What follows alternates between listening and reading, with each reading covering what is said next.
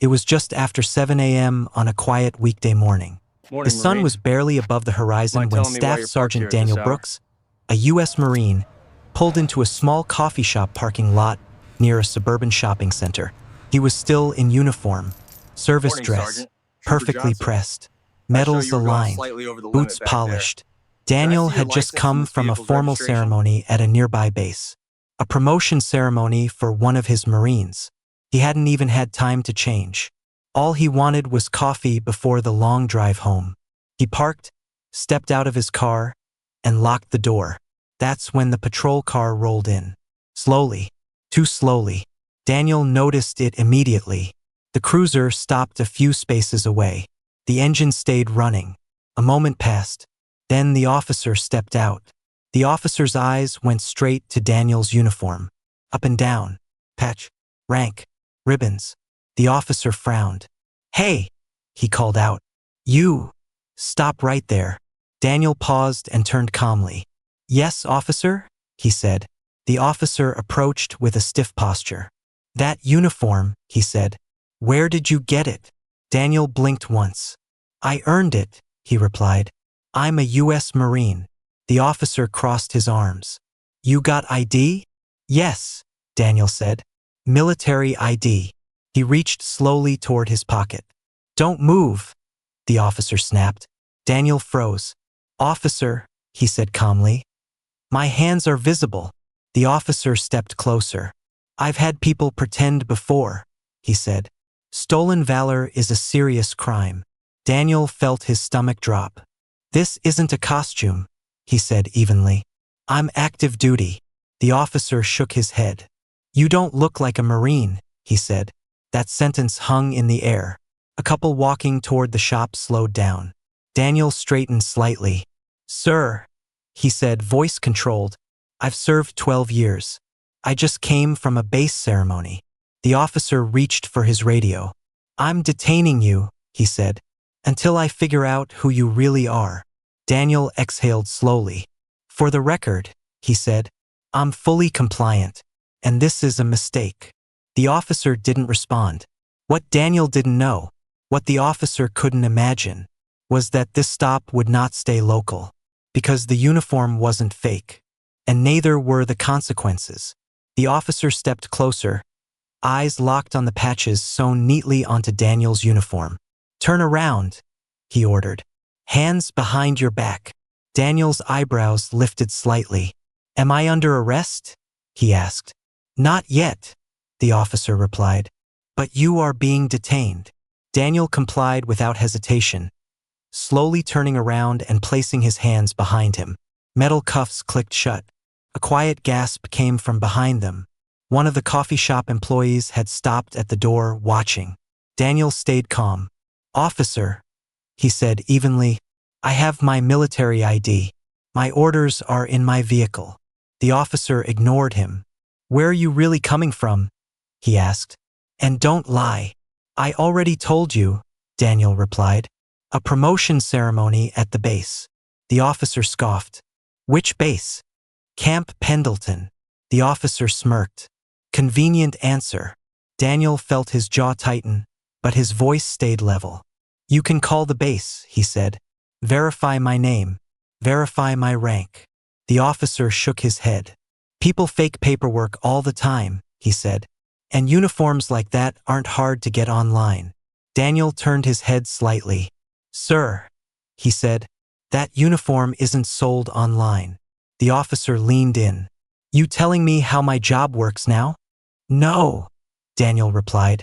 "I'm telling you how the Marine Corps works." The officer stepped back, irritated. "You're awfully confident for someone pretending," he said. That's when a second patrol car pulled into the lot. Another officer stepped out, female, older, more cautious. "What's going on?" she asked. "Possible stolen valor," the first officer replied. "Subject claims to be a Marine." She looked at Daniel, then at the uniform, then at the way he stood, back straight, shoulders square, eyes forward. "Sir," she said carefully, "what's your name?" "Staff Sergeant Daniel Brooks," he replied. "United States Marine Corps." She nodded. Do you have ID? Yes, ma'am, Daniel said. In my left breast pocket. She glanced at her partner. Let him retrieve it. The first officer hesitated, then nodded sharply. Slow, he warned. Daniel carefully reached into his pocket and pulled out his military ID. The second officer examined it. Hologram. Keep. Expiration date. Her expression changed. This looks real, she said. The first officer shook his head. Still doesn't mean anything. Daniel exhaled slowly. Then call it in, he said. Because this is about to get serious. The second officer looked at him. What do you mean? Daniel met her eyes. I'm assigned to a unit with on-call legal counsel, he said. And they don't like this kind of mistake. She hesitated, then reached for her radio. And that was the moment the situation began to slip out of local control. The second officer stepped a few feet away and keyed her radio. Dispatch, she said. Can you verify a military ID for Staff Sergeant Daniel Brooks, U.S. Marine Corps? The first officer crossed his arms, shaking his head. This is unnecessary, he muttered. We'll sort it out. Daniel stood silently, cuffs tight around his wrists, eyes forward. Years in uniform had taught him one thing above all else. Don't escalate document. The radio crackled. Stand by. Seconds passed. Then the tone changed. Unit on scene. Confirm the subject is in Marine service dress uniform? The second officer glanced at Daniel. Affirmative. Another pause. Then, ID confirms active duty. Rank, Staff Sergeant. Assignment verified. The second officer's posture shifted instantly. She turned to her partner. He's legit. The first officer laughed once, sharp and dismissive. That doesn't mean he's authorized to be wearing that, he said. People violate uniform regulations all the time. Daniel finally spoke again. Officer, he said calmly. I'm authorized. And even if I weren't, that's not a criminal offense. The second officer nodded slowly. That's true, she said. The first officer's jaw tightened. Then why didn't he say something sooner? He snapped. Daniel looked at him. I did, he said. You didn't listen. The radio crackled again. Unit, be advised. Command duty officer has been notified. The words landed heavy. The second officer frowned. Command duty officer? She repeated. Yes, dispatch replied. Marine Corps Legal has requested details of the detention. The parking lot went quiet. A man waiting in line for coffee stopped mid-step. The first officer froze. Legal, he said. Why would legal? Daniel turned his head slightly. Because Marines don't get detained in uniform without cause, he said. And when it happens, lawyers get involved. The second officer looked at the cuffs.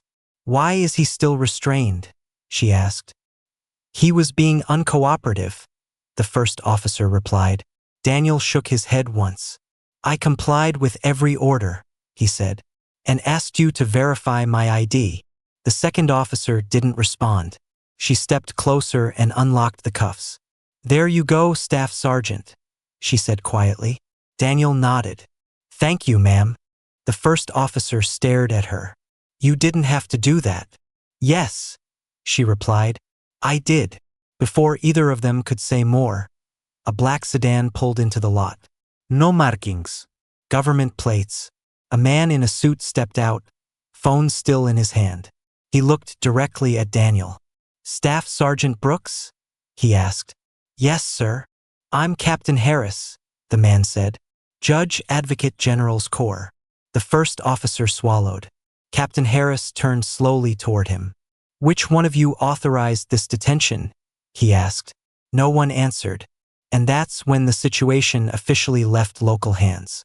Captain Harris looked at the scene for only a second. The uniform, the cuffs on the ground, the tension still hanging in the air. That was all he needed. Staff Sergeant, he said calmly. Are you all right? Yes, sir, Daniel replied. No injuries. Harris nodded, then turned to the officers. From this moment on, he said, voice steady, This interaction is being documented as a potential violation involving an active duty service member. The first officer tried to recover. "Captain, this was just a misunderstanding," he said. "We were investigating stolen valor." Harris raised a hand. "Stolen valor," he repeated, "is not investigated by detaining Marines in uniform at a coffee shop." The second officer looked down. Harris continued. "You detained him without probable cause," he said. "You ignored valid military identification, and you escalated a non-criminal situation." The first officer shifted his weight. "We were just being cautious." Harris's expression hardened slightly. "Caution ends where the Constitution begins." He pulled out his phone and spoke clearly. "Yes," he said. "I need the incident number, body cam footage preserved, and the watch commander notified immediately." The first officer's eyes widened. "Sir, is that really necessary?" Harris looked at him. "It already is." Daniel stood quietly beside Harris, hands now free, posture unchanged. Captain Harris turned to him. "Staff Sergeant," he said, "you're released from any further interaction here. I'll handle the rest." "Yes, sir," Daniel replied. Harris nodded once. "Go get your coffee." Daniel hesitated for a moment. "Permission to speak freely, sir?" "Granted." Daniel looked at the first officer. "I didn't want this to become a problem," he said calmly. "But you made it one." Then he turned and walked toward the coffee shop. Behind him, Harris stayed. The second officer spoke softly. "What happens now?" Harris didn't look at her. "Now," he said, "now this becomes a case." He turned back to the first officer. "And you," he added, "should start writing everything down exactly as it happened." The officer swallowed, because he knew this wasn't going to end with paperwork. It was going to end with consequences. By noon, the incident was no longer just a report. It was a file. Bodycam footage had been uploaded and locked. Radio traffic was pulled. Timestamps reviewed. At the precinct, the first officer sat alone in a small interview room, bodycam placed on the table in front of him. Across from him sat two people he didn't expect to see: a lieutenant from Internal Affairs and a Marine Corps legal officer. No raised voices. No accusations. Just questions. "Why did you detain him?" the lieutenant asked. The officer shifted in his chair. "He looked suspicious," he said. "The uniform didn't seem right." The Marine lawyer wrote something down. "What part didn't seem right?" she asked. The officer hesitated. "I don't know," he said. "Something felt off." The lieutenant leaned forward. "Feelings aren't policy." The room went quiet. Across town, Daniel sat at his kitchen table, uniform jacket folded neatly beside him. His phone buzzed again. This time it was his commanding officer. "Brooks," the voice said, calm but firm. "Walk me through exactly what happened." Daniel did. Every word, every order, every moment. When he finished, there was a pause. "You did the right thing," his CO said. "Now let us handle the rest." Back at the station, the questioning continued. "Did you verify his ID?" "No." "Did you contact the base?" "No." "Did you have probable cause for detention?" The officer stared at the table. "No." The Marine lawyer closed her folder. "That's all we need for now," she said.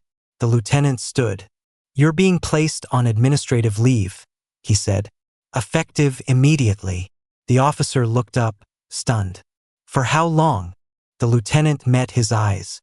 "Until we figure out how many times this has happened before." That afternoon, a request was filed. Not by the department, by the military. A formal inquiry into civilian detention of active duty personnel. By evening, the local department received a notice. Federal review pending. Daniel stood in his driveway as the sun set, coffee long gone cold. He hadn't asked for any of this. But once it started, it wasn't going to stop. The review didn't stop with Daniel. Once the federal inquiry was opened, analysts began pulling records, quietly, methodically. Traffic stops, detentions, suspicious behavior reports. One name kept appearing: Same officer. Same language. Same outcomes. Stops that went nowhere. Detentions without charges. Warnings instead of reports. Most people had let it go. Daniel hadn't. At a base conference room 2 days later, Marine legal counsel sat across from him with a stack of files. "These aren't yours," the attorney said, tapping the folder. "But your case opened the door." Daniel scanned the pages. Dates, locations, descriptions that felt uncomfortably familiar. "He did this before," Daniel said quietly. "Yes," the attorney replied, and no one pushed back hard enough. Across town, the officer was called in again, this time to a different room.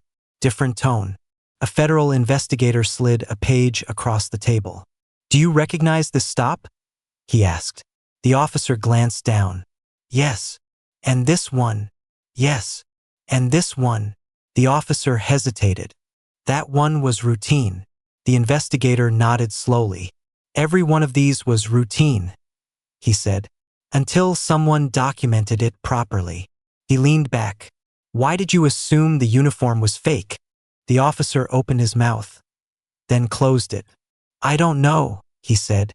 The investigator didn't look convinced. "Because it didn't match what you expected?" he asked. Silence. That silence was written down. Meanwhile, Daniel returned to duty.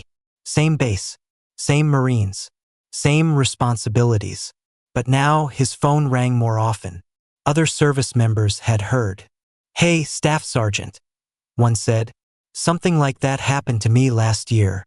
Another message came in later that night. "Thank you for not letting it slide." Daniel stared at the screen for a long moment. He hadn't planned to become anything, but the pattern was real. And now it was visible. The hearing was scheduled quietly. No press release. No cameras. Just a federal building and a closed door. Inside the room sat 5 people. 2 federal investigators. 1 representative from the city. 1 Marine Corps legal officer. And the officer. He looked smaller without the patrol uniform. No badge. No radio. Just a folder in front of him. The lead investigator began. "You detained an active-duty Marine in uniform," she said. "You ignored valid military identification. And you escalated without probable cause." The officer shifted. "I thought I was doing my job." The Marine lawyer spoke next. "Your job does not include deciding who looks like they belong in uniform." The words landed hard. A screen lit up on the wall. Bodycam footage. Not just from Daniel's stop. Others. Different days. Different people. Same tone. "Why didn't you verify?" the investigator asked. "I didn't think I needed to." "Why?" The officer stared at the table. "I trusted my instincts." The investigator leaned forward. "This hearing exists because your instincts replaced procedure." Silence. Then the city representative spoke. "The department is prepared to take corrective action." The investigator nodded. "Good," she said, "because this case is no longer about one Marine." She turned the page. "It's about a pattern." At the base later that day, Daniel stood outside the barracks as Marines moved around him, laughing, joking, living their normal lives. His phone buzzed. A single message from Captain Harris. "They're moving forward." Daniel exhaled slowly. He hadn't wanted punishment. He had wanted acknowledgement. But sometimes acknowledgement came with consequences. And this time, they were coming. The decision came quietly. No press conference. No headlines. Just a signed document and a closed file. The officer resigned before termination could be finalized. His badge was surrendered. His authority ended. The department issued a statement, short, careful, worded by lawyers. Policy violations were identified. Corrective measures are being implemented. But inside the military system, the response was clearer. New guidance was issued to local departments near bases. Mandatory verification procedures. Direct legal contact lines. One line stood out. Active duty service members in uniform are not to be detained absent probable cause. At the base, Daniel stood in formation as the morning sun rose. Same uniform, same rank. Nothing about him had changed. but something else had. Later that day, a younger Marine approached him. "Staff Sergeant," he said, hesitating. "I heard what happened." Daniel nodded. "You handle it the right way," the Marine said. Daniel thought for a moment. "I didn't handle it," he replied. "I followed procedure." That night, Daniel folded his uniform carefully and placed it back in his locker. It wasn't just fabric. It was responsibility. It was trust. And it carried weight, not just for those who wore it, but for those who challenged it. Because that morning at the coffee shop proved one thing. The uniform doesn't grant immunity, but it demands respect. And